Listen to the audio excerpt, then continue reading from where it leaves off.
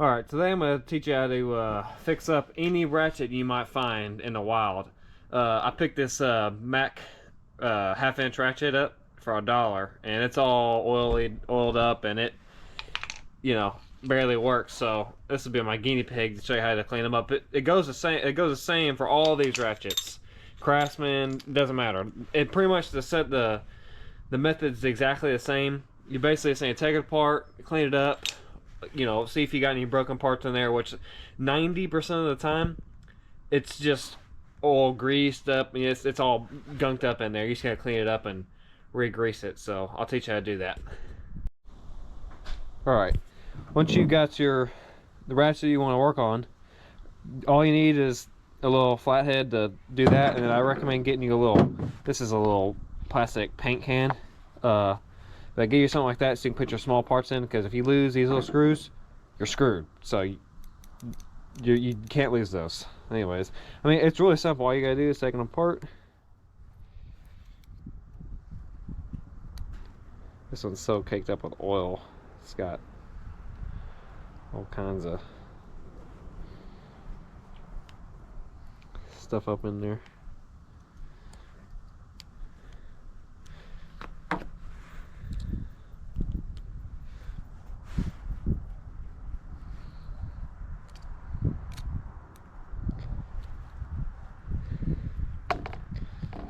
Don't you go anywhere. I tend to grab the ratchets that are rebuildable like this because, I mean, it makes it a lot easier when you get one that's easy. Because these I can always get them working good. I mean, here it is trying to roll off on me.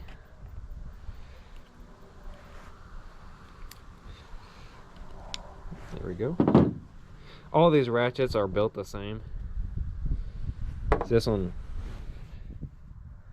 you can see, it's just, and you can see the teeth look good there. See too, teeth look good. There's whatever this is on there.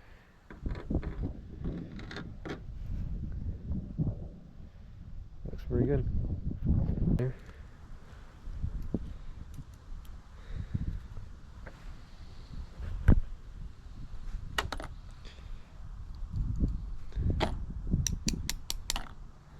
Alright. A lot of times, most of these ratchets won't have a screw where you can take out the switch, but this one does, so that makes it useful. Yeah, try not to lose that stuff, otherwise you're screwed.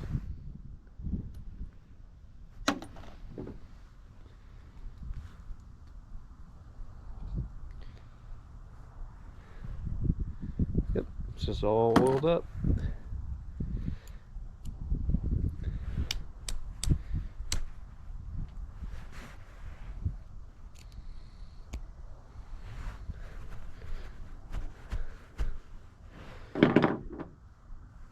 Little ball bearing, and there's a spring in here. Help fight a pig, but I don't feel like going over there. Alright, I got me a little tweezer, so it might help a little bit. Yep, let's make sure you put all your parts in there, and then I've got an ultrasonic cleaner, and that makes it like 100 times easier to clean this. But you can just get some carb cleaner and spray it off. But if you can, like I highly recommend a ultrasonic cleaner. It makes it like 100 times easier, so get that set up. Once you got it filled with water, all I do is put Dawn dish soap in there. I just put a healthy amount in there.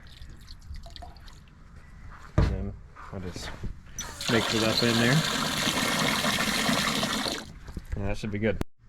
Alright, once you got your thing cleaned up, I always run it on the heat. I set it to 54 or 55 or whatever, it doesn't matter. But basically, soak you up some water up in here, and then come over here and get your little thing. Doesn't matter, just set it in there.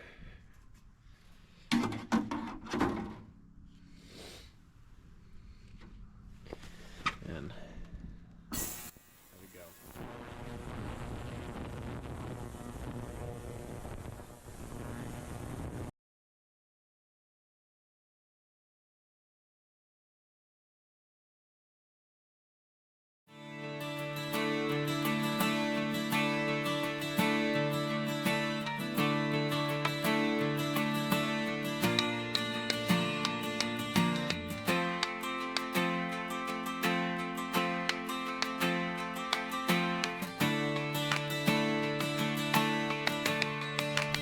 Alright, since that's the first cycle, yeah, I'm gonna run it again, but while I'm thinking about it, I'm gonna try to get that handle knocked back on there. So I'm gonna dry it off and I get the vise. So I got a little mallet I'll knock it on with. Alright, I got in my vise. I've got a table to mount this thing on, so I've got my vise on the floor, but this will work. So I got my little wood mallet here, and I should be just one good tap, two good taps. Okay. Alright, I couldn't really show it on camera, but I got it on there. So, this handle's kind of rough looking, but good enough to use. So, I'm gonna throw it back in here, let it run for a little longer, so I'll come back when it's done. Alright, once you got your ratchet cleaned up, you need to make sure you get it as dry as you can. That way you don't want it rusting. But once you got that, you're ready to start assembling it. So, I recommend, there's some special grease you can get, but wheel bearing grease is a lot easier to get and it works just as good, so I recommend that. So let's get started on this.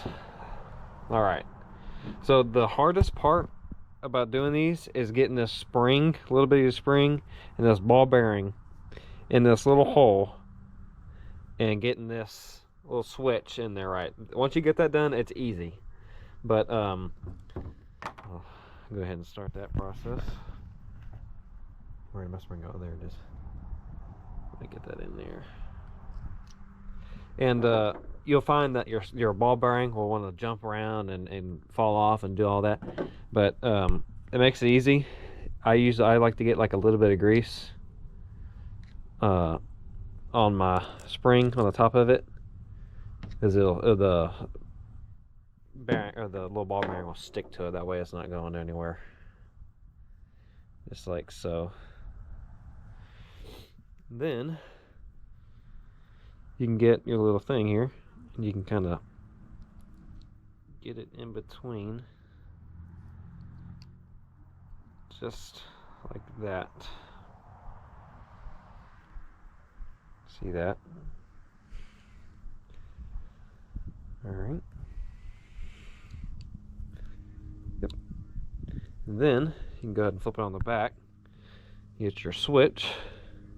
Make sure your holes are lined up. It says A and B on this one, so you'll pretty self-explanatory. Put that in where it's supposed to go.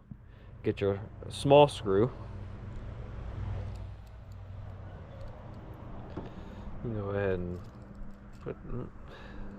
This will happen a lot. It wants to jump around on you.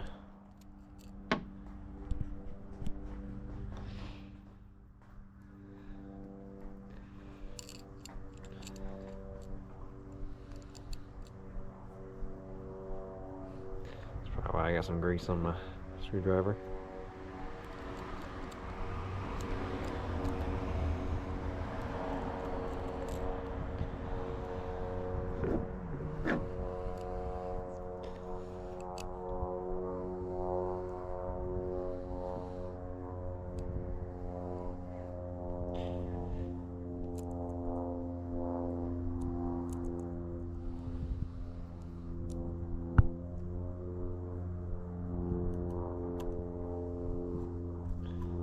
Alright, there we go.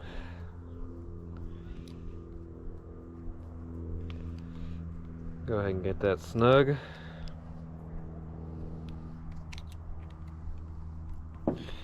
Alright, and you should be able to switch it back and forth like that.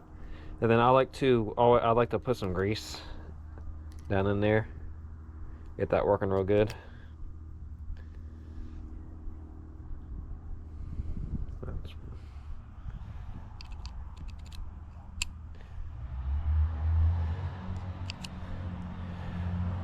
Just like so. And then I like to kind of switch it back and forth. Alright, now that was the hard part. Now it's easy from here.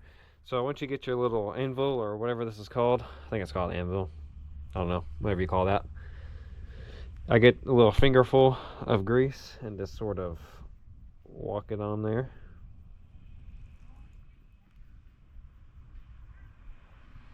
You don't want to get too much, because if you put too much in there, it'll like lock it up. Then too, this right here contacts that, so I like to grease all that up. about like so. Get that little top piece.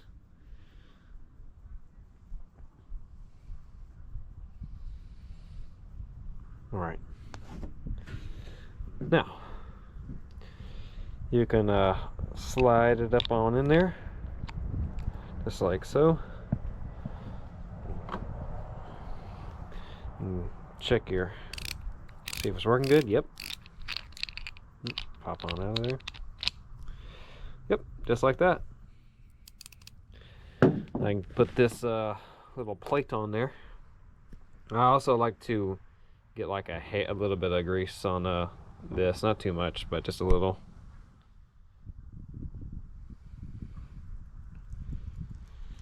Yep. And make sure all these letters are facing up. Just like that. Flip on the back.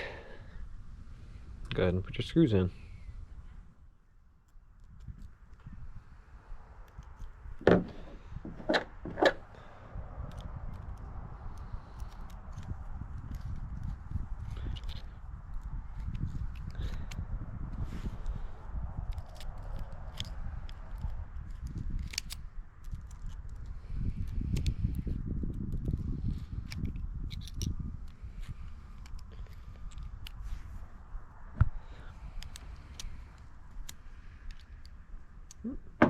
There you go.